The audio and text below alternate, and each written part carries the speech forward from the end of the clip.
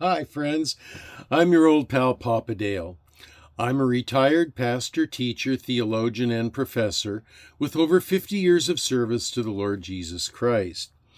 My name is Dale Warren. Professionally, I'm known in my writing, teaching, and lectures as D.A. Warren. But my friends just call me Papa Dale, so you can call me Papa Dale. You can see the details of my personal testimony, family life, education, and ministry experience on other videos on this playlist. So for now, let's get right into today's topic. And today's topic is the Leviticus Analytic. Yay! This is the JHI Bachelor of Arts, that's the Jan Hus Institute, Bachelor of Arts in Biblical Literature lecture on the Leviticus Analytic. And so let's get right into it. The Bachelor of Arts in Biblical Literature degree is challenging. It attempts to develop in the student's mind recognition of the difference between a literal meaning or a literary one. Students need to know these analytical points and literary devices so well that they can be recognized as they read the study of Scripture. The difference in application can be profound. How many misinformed zealots in history have actually cut off their hand, as Jesus spoke of doing in Matthew 5, verse 30? Tragically, they didn't recognize the literary device of hyperbole.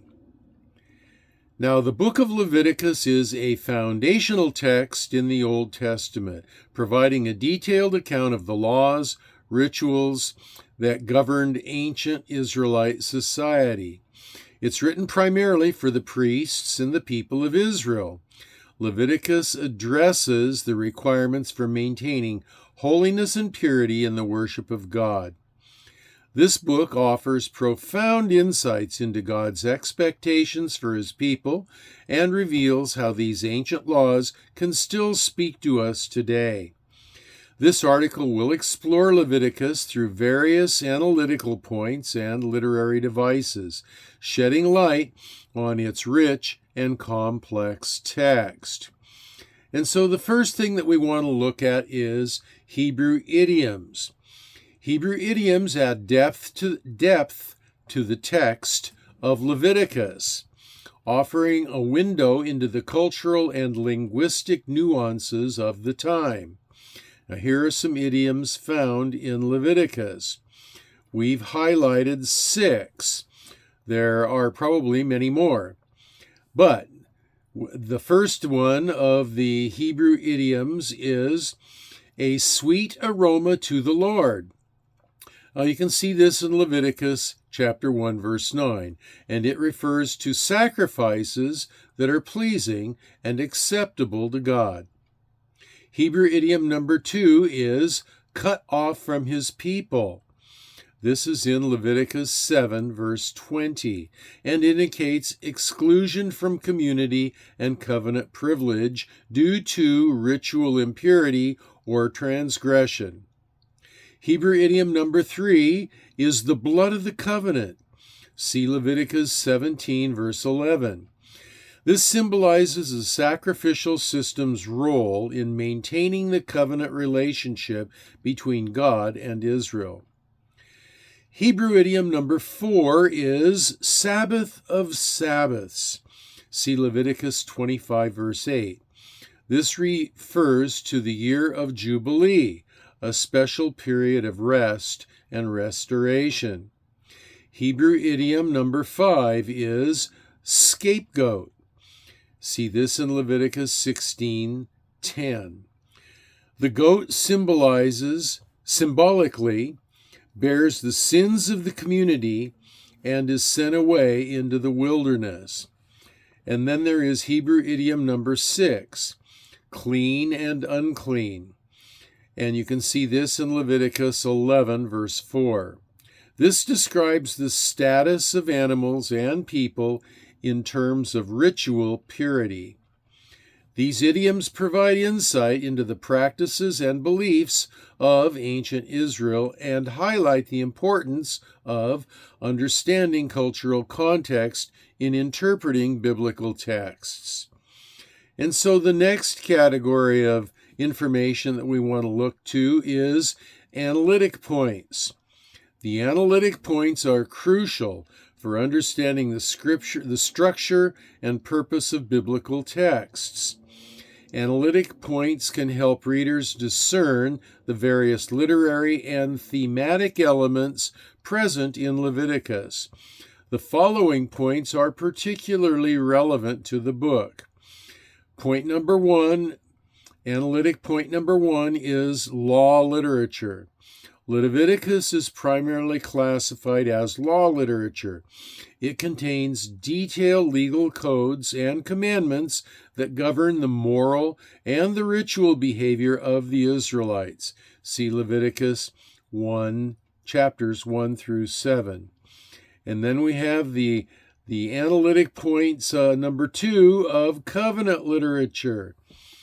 And this is the laws and rituals in Leviticus that outline the terms of the covenant between God and Israel. These emphasize the need for holiness and obedience. And you can see this in Leviticus 26, verses 1 through 13. Now also you've got the analytic point of didactic literature. The book serves as didactic literature by providing instructions on living according to God's commands and maintaining spiritual purity. See more about this in Leviticus 19:2. And then there is the analytic point of poetry literature. Some passages in Leviticus use poetry language to convey the gravity and the beauty of the sacrificial system. See Leviticus 7, verses 12 through 13. And so these analytic points help readers understand Leviticus is a legal and instructional document, emphasizing its role in guiding Israelite worship and community life. By recognizing these elements, we gain a deeper appreciation of the book's structure and message. And now we move on to the category of literary devices. We have highlighted 6 of these. Literary devices in Leviticus enhance the text's impact and convey its messages more effectively. Understanding these devices can illuminate the text's meanings and implications. And so let's look at literary device number 1, the metaphor. Leviticus uses metaphors to illustrate complex concepts, such as comparing God's commands to a guide for living. See Leviticus 19, verse 9. And then there is literary device number 2, symbolism. The various sacrifices and rituals serve as symbols representing deeper spiritual truths and covenantal relationships. See Leviticus 4, verse 35. Then there is the literary device of synonymous parallelism. This device is used in legal instructions to emphasize and clarify the commands. And then there is the literary device of antithetical parallelisms. Leviticus often contrasts the holy and the profane to underscore the need for purity. And you can see this in Leviticus 11, verse 47. And then there is the literary device number 5 of imagery. And this is descriptive language in Leviticus that helps us visualize the sacrificial rituals and their significance, and you can see about this in chapter 1, verse 4. Then there is the literary device of amplification. The text frequently expands on laws and instructions to emphasize their importance and implication. And so see Leviticus 23, verse 4 through 44 for this. The literary devices in Leviticus enrich the text by adding layers of meaning and emphasizing key concepts. These devices help readers understand the significance of the laws and rituals prescribed for the Israelites. So, in conclusion, the book of Leviticus offers a detailed and structured approach to understanding holiness, worship, and covenantal life in ancient Israel. By examining its Hebrew forms, Hebrew idioms, analytic points, and literary devices, we can appreciate the depth of its teachings and their relevance to Christian life today. Leviticus not only outlines the practices of ancient Israel, but it also provides enduring principles for living a life devoted to God. So this has been your old pal Papa Dale hosting this lecture on the book of Leviticus. This is done in the year 2024. And so now I need to remind you that if you're pursuing the Bachelor of Arts in Biblical Literature program, you need to read the actual printed lecture notes for this lecture. And you can do that in the video transcript, or you can do that in the video notes section below, or you can do that in the comments section below. And also, it's required that you look up every citation as you read through the notes. So you should have your Bible handy with you as you read through these notes.